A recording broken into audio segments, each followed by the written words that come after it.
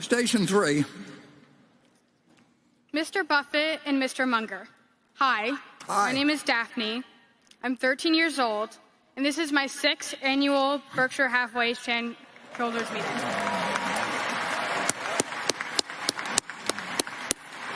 And I've had the privilege to ask you both questions in years past.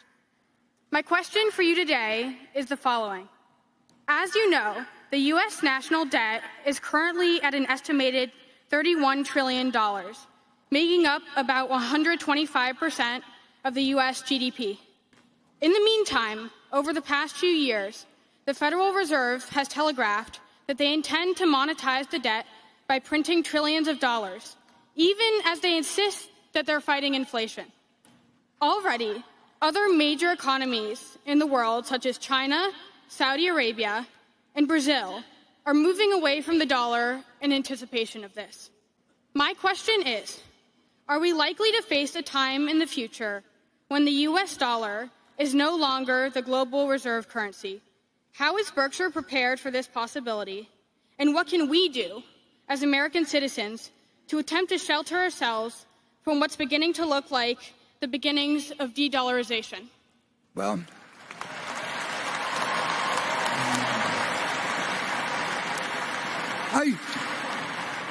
I should ask you to come up here and answer some questions. I mean, it's very interesting. I mean, we are the reserve currency, and I see no option for any other currency to be the reserve currency. And I think that nobody understands the situation better than Jay Powell. And but he's not in control of fiscal policy, and every now and then he drops a few hints. And there was no question that when the pandemic broke out, I mean, it was a semi-war-like situation, but nobody knows how far you can go with the paper currency before it gets out of control. And particularly if you're the world's reserve currency. Nobody knows the answer to that. And you don't want to try and pick out the point at where it does become a problem, because then it's all over. I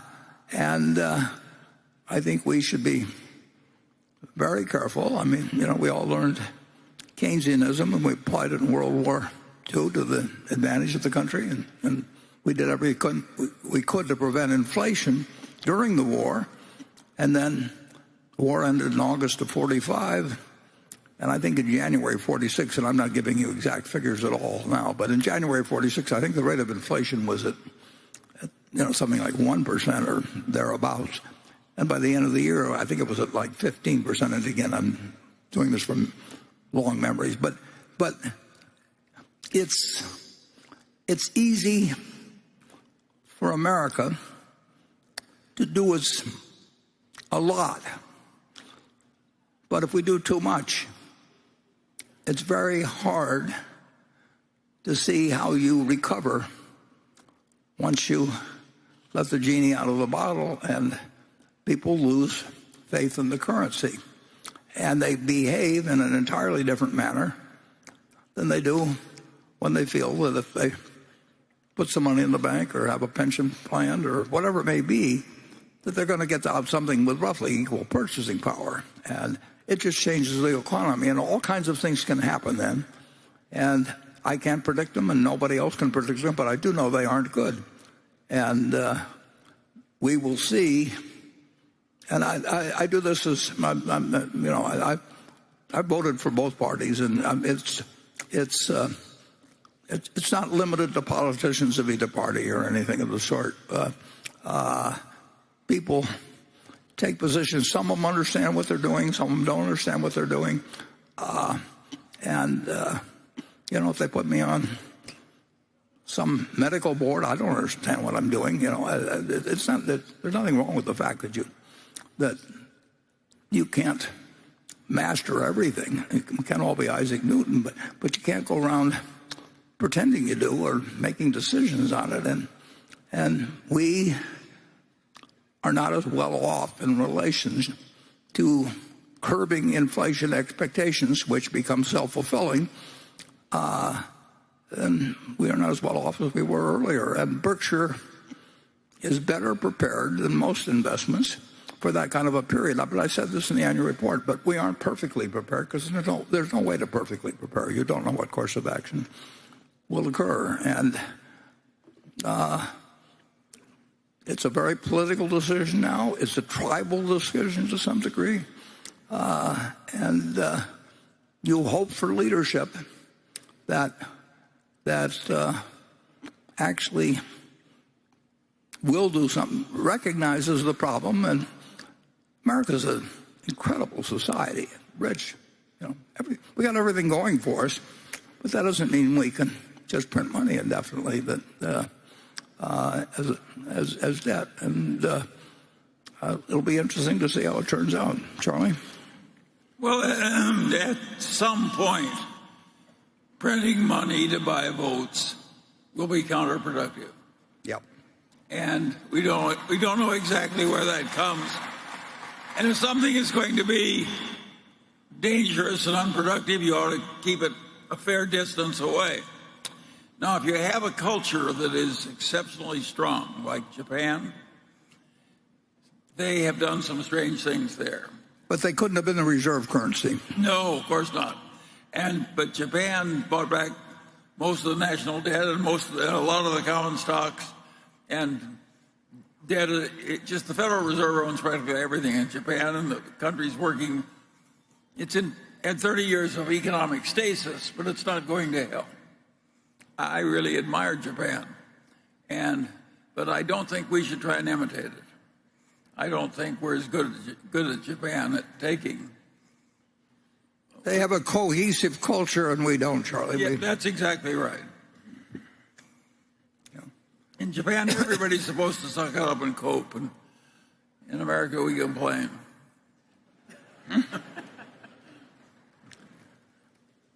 So I hope you come next year with a tougher question. And thank you. And I predict I would love to be being born again today in the United States. I mean, we can do a lot of dumb things and get away with it. We can't do an unlimited number. There are people who care about that, and you have to be willing to be extraordinarily unpopular. I mean, Paul Volcker. There are other Federal Reserve chair people that would not have done what he did. It's just it's too uncomfortable. And there used to be a politician in Nebraska, and if you asked him some really tough question like, how do you stand on abortion, or he would look you right in the eye and say, I'm all right on that one, and then he moved next. Well, that's what people have done, basically on inflation. And they one way or another, they say I'm all right on that, and then they don't really think about what the consequences of their actions could be, particularly. And it's so much fun if there's 435 of you, to just be one of 435 instead of being the person actually responsible. Anyway, I am still. Next to the question of two superpowers, and when you get into really destroying a planet, destroying